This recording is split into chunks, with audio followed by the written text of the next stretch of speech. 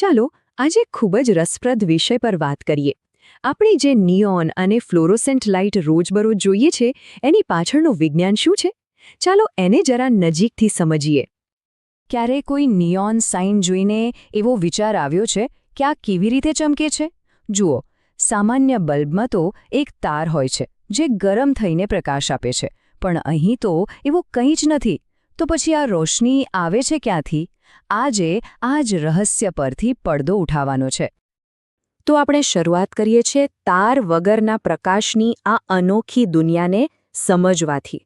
આ એક એવી ટેકનોલોજી છે જેણે આપણા શહેરો અને ઘરોને એક નવી જ ઓળખ આપી છે. કોઈ રેસ્ટોરન્ટની બહાર ચમકતી પેલી નિયોન સાઇન હોય, રસ્તા પરનો પીળો સ્ટ્રીટ લેમ્પ હોય કે પછી આપણા ઘર કે ઓફિસની ટ્યુબલાઇટ.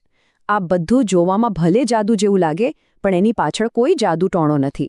એની પાછળ કામ કરે છે ભૌતિક વિજ્ઞાનનો એક ખૂબ જ અદ્ભુત સિદ્ધાંત. ઓકે, તો આ સિદ્ધાંત કામ કઈ રીતે કરે છે એ સમજવા માટે પહેલાં આપણે એ જોવું પડશે કે આ લેમ્પની અંદર ખરેખર હોય છે શું. ચાલો એની રચનાને સમજીએ. જો આખી પ્રક્રિયામાં આમ તો 3 જ મુખ્ય ખેલાડીઓ છે. સૌથી પહેલું એક કાચની નળી એટલે કે સીલબંધ ટ્યુબ જે બધું પોતાની અંદર જાળવી રાખે છે. બીજું, એની અંદર ભરેલો એક ખાસ નિષ્ક્રિય ગેસ જેમ કે નિયોન કે આર્ગોન, એ પણ બહુ જ ઓછા દબાણ પર. અને ત્રીજું, ટ્યુબના બંને છેડે લાગેલા ઇલેક્ટ્રોડ્સ જેનું કામ વીજળીને ટ્યુબની અંદર પહોંચાડવાનું છે. તો હવે આપણને એ તો ખબર પડી ગઈ કે લેમ્પમાં શું હોય છે. હવે અસલીના વાત પર આવીએ. પ્રકાશ બને છે કેવી રીતે? તૈયાર થઈ જાઓ, કારણ કે હવે આપણે એકદમ પરમાણુ સ્તર પર થતો એક લાઇટ શો જોવા જઈ રહ્યા છીએ. આ બધી જ પ્રક્રિયાનો જે મૂળભૂત ખ્યાલ છે ને, એને કહેવાય છે ગેસ ડિસ્ચાર્જ. એકદમ સાદા શબ્દોમાં કહીએ તો જ્યારે કોઈ ગેસમાંથી વીજળી પસાર કરવામાં આવે ત્યારે તે ચમકવા લાગે છે. બસ આટલી જ સરળ વાત છે. તો આ બધું શરૂ ક્યાંથી થાય છે? સૌથી પહેલાં પેલા જે ટ્યુબના છેડે 2 ઇલેક્ટ્રોડ્સ છે એના પર હાઈ વોલ્ટેજ વીજળી આપવામાં આવે છે. આ જે શક્તિ છે જે આખા ખેલને શરૂ કરે છે. જેવી વીજળી ચાલુ થાય એ મુક્ત ઇલેક્ટ્રોનને ઊર્જાથી ભરી દે છે અને એમને ખૂબ જ ઝડપથી દોડાવે છે. હવે આ સુપરસોનિક ગતિથી દોડતા ઇલેક્ટ્રોન ટ્યુબની અંદર જે ગેસના લાખો કરોડો પરમાણુઓ છે એની સાથે ધડાધડ અથડાય છે. હવે અહીંયા ખરી મજા છે. જ્યારે પેલો ઝડપી ઇલેક્ટ્રોન ગેસના શાંત બેઠેલા પરમાણુ સાથે અથડાય છે ત્યારે તે પરમાણુને ઉત્તેજિત કરી દે છે. આનો મતલબ શું? એમ સમજો કે પરમાણુનો પોતાનો જે ઇલેક્ટ્રોન હોય છે એ આ ટક્કરથી થોડા સમય માટે પોતાની સામાન્ય જગ્યા છોડીને ઊંચી ઊર્જાવાળી કક્ષામાં કૂદી જાય છે. અને આ છે સૌથી મહત્વનું પગલું. કોઈ પણ પરમાણુ લાંબા સમય સુધી આવી ઉત્તેજિત અવસ્થામાં રહી શકતો નથી. એટલે થોડી જ વારમાં એ પાછો પોતાની મૂળ શાંત અવસ્થામાં આવી જાય છે. અને જ્યારે પાછો આવે છે ત્યારે જે વધારાની ઊર્જા એણે મેળવી હતી એને પ્રકાશના એક કણ એટલે કે ફોટોનના રૂપમાં બહાર ફેંકી દે છે. અને આવા લાખો કરોડો ફોટોન જ્યારે એકસાથે નીકળે ત્યારે આપણને એ ચમકતી રોશની દેખાય છે. ચાલો, તો હવે એ તો સમજાઈ ગયું કે પ્રકાશ કેવી રીતે બને છે. પણ મનમાં એક બીજો સવાલ પણ આવે છે. જો પ્રોસેસ બધામાં એક સરખી જ હોય તો પછી નિયોન સાઇન લાલ કેમ હોય અને બીજી લાઇટનો રંગ અલગ કેમ હોય છે? આનો જવાબ બહુ મસ્ત છે. દરેક ગેસની પોતાની એક આગવી ઓળખ હોય છે. જ્યારે ઉત્તેજિત થાય ત્યારે એ એક ચોક્કસ રંગનો જ પ્રકાશ બહાર ફેંકે છે. આ એની ખાસિયત છે જે એની પરમાણુ રચના પર આધાર રાખે છે. તમે એને એની એટોમિક ફિંગરપ્રિન્ટ પણ કહી શકો. જેમ કે અહીં જોઈ શકાય છે દરેક ગેસનો પોતાનો એક ખાસ રંગ છે.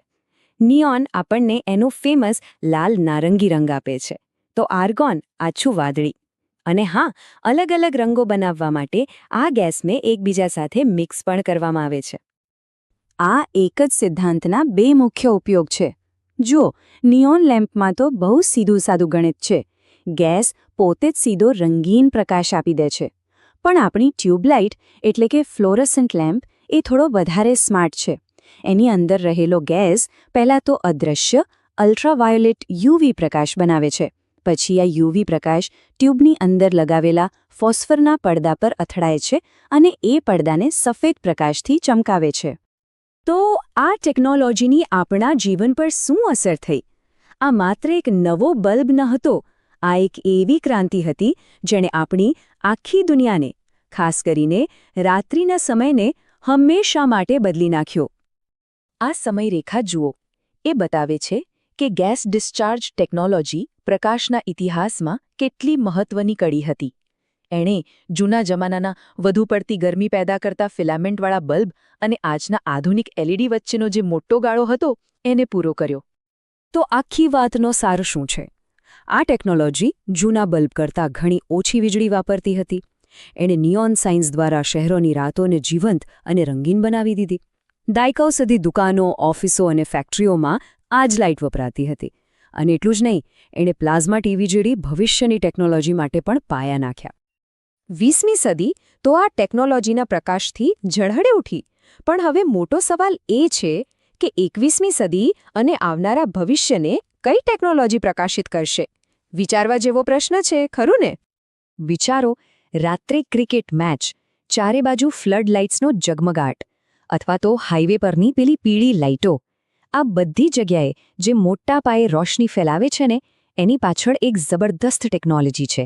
એનું નામ છે હાઈ ઇન્ટેન્સિટી ડિસ્ચાર્જ લેમ્પ. તો ચાલો આજે આ શક્તિશાળી પ્રકાશના સ્ત્રોતને જરા ઊંડાણથી સમજીએ.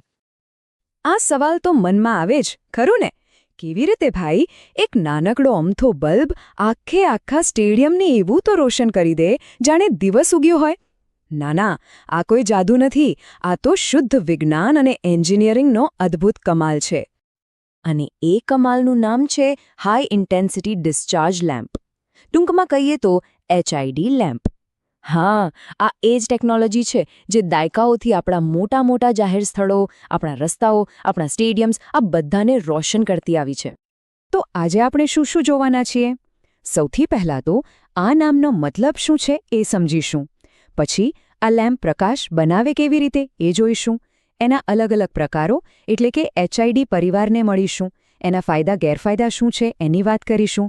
અને છેલ્લે જોઈશું કે શું એમની ચમક હવે ફીકી પડી રહી છે? તો ચાલો શરૂઆત કરીએ. સૌથી પહેલાં તો આ નામ જરા ટેકનિકલ લાગે છે નહીં? High intensity discharge. પણ ગભરાવાની જરૂર નથી. આપણે એને તોડીને એકદમ સરળ રીતે સમજીશું. કારણ કે આ નામમાં જ એના કામ કરવાની આખી રીત છુપાયેલી છે. નામનો પહેલો ભાગ છે હાઈ ઇન્ટેન્સિટી, એટલે કે ઉચ્ચ તીવ્રતા. આનો સીધો સાદો મતલબ એ છે કે ખૂબ જ નાના સ્ત્રોતમાંથી એકદમ પ્રચંડ પ્રકાશ પેદા કરવો. બસ સૂરજની જેમ જ સમજો. એક નાનકડા ગોળામાંથી કેટલી બધી રોશની ફેલાય છે, બસ એ જ વાત છે. બધી શક્તિને એક નાની અમથી જગ્યામાં કેન્દ્રિત કરી દેવી, એ જ આની સૌથી મોટી ખાસિયત છે. અને બીજો શબ્દ છે ડિસ્ચાર્જ. હવે આ બહુ મજેદાર છે. જરા કલ્પના કરો કે આકાશમાં જે વીજળી ચમકે છે ને, એને પકડીને કોઈએ એક કાચની ટ્યુબમાં બંધ કરી દીધી હોય તો? બસ આ જ છે. એક સતત કંટ્રોલમાં ચાલતો વીજળીનો ચમકારો જે ખાસ પ્રકારના ગેસમાંથી પસાર થાય છે. ઓકે, તો હવે આપણી પાસે બે વસ્તુ છે.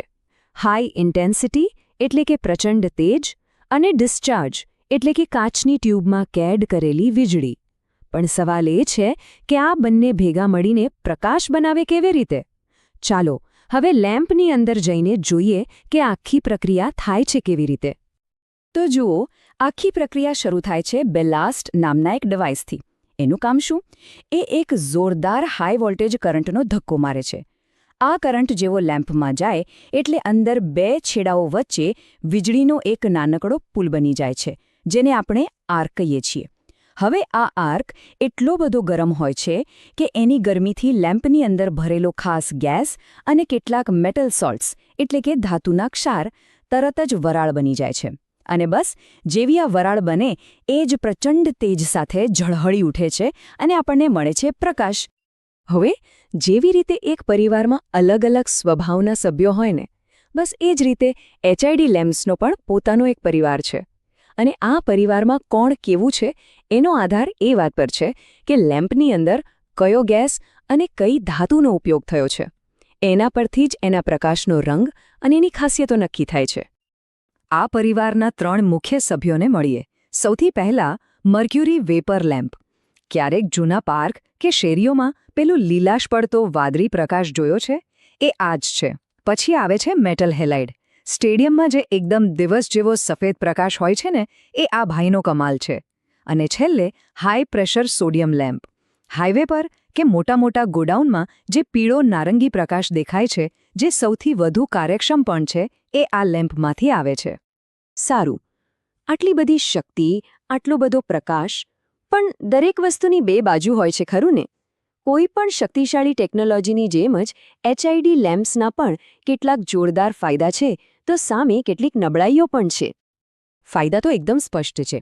એક તો ઓછી વીજળી વાપરીને પણ જબરજસ્ત પ્રકાશ આપે છે, અને બીજું, એની લાઈફ બહુ લાંબી હોય છે, વર્ષો સુધી ચાલે. પણ હવે વાત કરીએ ગેરફાયદાની. પહેલી તકલીફ એ છે કે એને ચાલુ કરો એટલે તરત જ પૂરો પ્રકાશ નથી આપતો, થોડી મિનિટો લાગે છે, જેને વોર્મઅપ ટાઈમ કહેવાય. બીજું, કેટલાક લેમ્પના પ્રકાશમાં વસ્તુઓનો સાચો રંગ કેવો છે એ બરાબર ખબર નથી પડતી. અને સૌથી મોટી ચિંતાની વાત એ છે કે એમાં પારો જેવા ઝેરી પદાર્થો હોય છે, એટલે એનો નિકાલ કરવો એ એક મોટો પડકાર છે. 30,000 કલાક. આ આંકડો નાનો નથી. જરા વિચારો તો, એનો મતલબ શું થયો? જો કોઈ લેમ્પ રોજ રાત્રે 10 કલાક પણ ચાલુ રહે, તો પણ એ લગભગ 8 વર્ષ સુધી ચાલી શકે છે. આ જ કારણ હતું કે મોટા ઔદ્યોગિક પ્રોજેક્ટ્સ માટે આ લેમ્પ્સ લાંબા સમય સુધી પહેલી પસંદગી બની રહ્યા. અને આ વાત 100% સાચી છે. એક જમાનો હતો જ્યારે કોઈ મોટા વિસ્તારને પ્રકાશથી ઝગમગતો કરવો હોય તો HID સિવાય બીજો કોઈ સારો વિકલ્પ હતો જ નહીં. ફેક્ટરીઓ હોય, પોર્ટ હોય, એરપોર્ટ હોય, બધે જ એમનું રાજ ચાલતું હતું. કહી શકાય કે એ લોકો લાઇટિંગની દુનિયાના નિર્વિવાદ ચેમ્પિયન હતા. પણ આપણે જાણીએ છીએ કે દરેક ચેમ્પિયનને એક દિવસ કોઈક નવા પડકારનો સામનો તો કરવો જ પડે છે. તો સવાલ એ છે કે શું HID લેમ્પ્સનો એ સુવર્ણકાળ હવે પૂરો થવા આવ્યો છે? ચાલો હવે જરા હાઈ ઇન્ટેન્સિટી લાઇટિંગના ભવિષ્ય પર એક નજર નાખીએ. અને આ નવો પડકાર આપનાર બીજું કોઈ નહીં પણ LED છે. મજાની વાત એ છે કે HID લેમ્પ્સની જે નબળાઈઓ હતી એ લગભગ બધી જ LEDની તાકાત છે. જેમ કે સ્વિચ ચાલુ કરો અને તરત જ પૂરો પ્રકાશ. વીજળી પણ HID કરતાં વધુ બચાવે. રંગો એકદમ સાચા અને સ્પષ્ટ દેખાડે. એની લાઈફ તો એનાથી પણ લાંબી છે. અને હા, એમાં કોઈ ઝેરી પદાર્થો પણ નથી, એટલે પર્યાવરણ માટે પણ વધુ સારું છે. તો છેલ્લો અને સૌથી મોટો સવાલ એ જ છે, LEDના આ જમાનામાં શું HID લેમ્પ્સ હવે ઇતિહાસના પાનામાં ખોવાઈ જશે? કે પછી કેટલાક એવા ખાસ કામો માટે, જ્યાં આજે પણ એમની જેવી પ્રચંડ તીવ્રતાની જરૂર છે, ત્યાં એક સ્પેશિયાલિસ્ટ તરીકે, એક નિષ્ણાત તરીકે પોતાનું સ્થાન હંમેશા જાળવી રાખશે? આનો જવાબ કદાચ સમય આપશે. અને એ જવાબ આપણને રાત્રિના આકાશ નીચે ઝગમગતા શહેરોની રોશનીમાં જ જોવા મળશે. આપણે આપણી આસપાસ જોઈએ તો કૃત્રિમ પ્રકાશ દરેક જગ્યાએ છે, નહીં? દિવસ હોય કે રાત, બસ એક સ્વિચ દબાવો અને અંધારું ગાયબ. પણ આપણે જેને આટલું સામાન્ય માનીએ છીએ એની પાછળ આખી ક્રાંતિ છુપાયેલી છે. તો ચાલો આજે એના વિશે જ વાત કરીએ. ક્યારે વિચાર્યું છે કે આપણે દાયકાઓથી જે બલ્બ વાપરતા આવ્યા છીએ, શું એ ખરેખર બેસ્ટ છે? શું પ્રકાશ મેળવવાની કોઈ એવી રીત હોઈ શકે જે વધુ સારી હોય, વધુ કાર્યક્ષમ હોય? આજે આપણે આ જ સવાલનો જવાબ શોધવાના છીએ. તો ચાલો આપણી વાતની શરૂઆત એ ટેકનોલોજીથી કરીએ જેના પર દુનિયા લગભગ એક સદી સુધી નિર્ભર રહી. એ સમજવું બહુ જરૂરી છે કે જૂની રીતમાં એવી તો શું ખામીઓ હતી કે નવી શોધ કરવી પડી. આ છે ઇન્કેન્ડિસન્ટ બલ્બ. લગભગ 100 વર્ષથી પણ વધુ સમય સુધી આખી દુનિયાને એણે જ રોશન કરી. પણ એની જે કામ કરવાની રીત હતી ને, એ જ એને સૌથી મોટી તકલીફ હતી. એ પ્રકાશ ઓછો અને ગરમી વધારે પેદા કરતો હતો, જાણે કે કોઈ નાનકડી ભઠ્ઠી ચાલતી હોય. હવે આ આંકડા જુઓ, ખરેખર ચોંકાવનારા છે. ઇન્કેન્ડેસન્ટ બલ્બ એને મળતી 90% વીજળી તો ગરમી બનાવવામાં જ વાપરી નાખતો હતો. અને પ્રકાશ તો માત્ર 10% વીજળીમાંથી જ બનતો હતો. મતલબ કે આપણે બિલ તો લાઇટનું ભરતા હતા, પણ વાપરી રહ્યા હતા હીટર. આ તો ઊર્જાનો જબરદસ્ત બગાડ કહેવાય. તો સવાલ એ થાય કે આ ઊર્જાના બગાડનો ઉકેલ શું? જવાબ છે LED. અને હા, LED એ ખાલી એક નાનો સુધારો નથી, એ લાઇટિંગ ટેકનોલોજીમાં આવેલી એક એવી ક્રાંતિ છે જેણે બધું જ બદલી નાખ્યું. તો આ LED છે શું? એનું આખું નામ છે લાઇટ એમિટિંગ ડાયોડ. જૂના બલ્બની જેમ અહીંયા કોઈ ફિલામેન્ટને ગરમ કરીને બાળવામાં નથી આવતો. એના બદલે એક સેમિકન્ડક્ટરમાંથી વીજળી પસાર કરીને સીધો જ પ્રકાશ પેદા કરવામાં આવે છે. આનાથી ફાયદો એ થાય કે ગરમીનો બગાડ લગભગ નહિવત થઈ જાય છે. એની કામ કરવાની રીત પણ બહુ રસપ્રદ છે. જેવી વીજળી સેમિકન્ડક્ટરમાંથી પસાર થાય એટલે એના ઇલેક્ટ્રોન ઉત્તેજિત થઈ જાય છે. અને જ્યારે આ ઇલેક્ટ્રોન પાછા પોતાની મૂળ સ્થિતિમાં આવે ત્યારે એ ફોટોન એટલે કે પ્રકાશના કણો બહાર ફેંકે છે. બસ આટલી સરળ પ્રક્રિયા છે. પણ આ તો થઈ ટેકનોલોજીની વાત. આની આપણા ખિસ્સા પર અને આપણા પર્યાવરણ પર શું અસર થાય છે? ચાલો હવે એના પર એક નજર કરીએ. ચાલો ને એક સીધી સરખામણી જ કરી લઈએ. જૂની અને નવી ટેકનોલોજીની એનું આયુષ્ય કેટલું અને એ કેટલી વીજળી વાપરે છે. આ બે વસ્તુનો તફાવત જોઈને જ કોઈને પણ આશ્ચર્ય થઈ જાય. પૂરા 80%. LED બલ્બ જૂના બલ્બની સરખામણીમાં 80% ઓછી વીજળી વાપરે છે. આનો સીધો મતલબ શું થયો?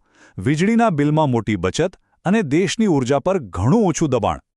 અને હવે વાત કરીએ એના આયુષ્યની, તો એ 25 ગણું વધારે છે. એટલે કે જ્યાં એક સામાન્ય બલ્બ માંડ એકાદ વર્ષ ચાલતો, ત્યાં LED બલ્બ તો 2 દાયકાથી પણ વધુ સમય સુધી ચાલી શકે છે. એકવાર લગાવો અને પછી વર્ષો સુધી ચિંતા જ નહીં.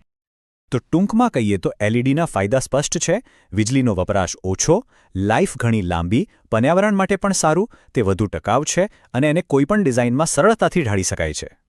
અને પર્યાવરણ પર એની અસર વિશે બહુ સરસ વાત કહેવાય છે કે આપણા કાર્બન ફૂટપ્રિન્ટને ઘટાડવા માટે LED લાઇટિંગ અપનાવવી એ સૌથી સરળ અને સૌથી અસરકારક પગલાઓમાંથી એક છે. આ એક નાનકડું પગલું પર્યાવરણ માટે ખરેખર બહુ મોટો ફેરફાર લાવી શકે છે.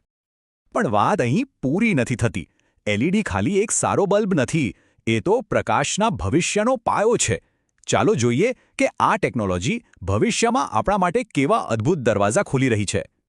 હવે આપણે સ્માર્ટ લાઇટિંગના યુગમાં પ્રવેશી ચૂક્યા છીએ. અહીં પ્રકાશ ખાલી ચાલુ કે બંધ નથી થતો. LED ટેકનોલોજીને કારણે પ્રકાશ હવે બુદ્ધિશાળી બની ગયો છે. એ આપણી જરૂરિયાત પ્રમાણે પોતાની જાતને બદલી શકે છે. પ્રકાશની આખી સફર જુઓ. પહેલા હતા ઇન્કેન્ડેસન્ટ બલ્બ, જે ફક્ત ચાલુ બંધ થતા. પછી આવ્યા CFL, જે થોડા વધુ કાર્યક્ષમ હતા. પણ LEDએ તો આખી રમત જ બદલી નાખી. એ સ્માર્ટ છે, એની રોશની ઓછી વધતી કરી શકાય છે અને હા, એ લાખો રંગો પણ બદલી શકે છે. આ બધું આપણને એક મોટા સવાલ પર લાવીને ઊભું રાખે છે. જો એક સામાન્ય દેખાતો બલ્બ આટલો બુદ્ધિશાળી બની શકે, તો જરા કલ્પના કરો કે આપણી આસપાસની બીજી ટેકનોલોજી ભવિષ્યમાં કેટલી અકલ્પનીય રીતે બદલાઈ શકે છે. આ વિડીયોમાં મજા આવી? જો તમને આ વિડીયો ગમ્યો હોય તો તેને લાઇક કરો અને તમારા અન્ય મિત્રો સાથે પણ શેર કરો. આવા વધુ માહિતીપ્રદ વિડીયો જોવા માટે મોતીલાલ ભોએ ચેનલને સબસ્ક્રાઇબ કરો. આ વિડીયો જોવા બદલ આભાર.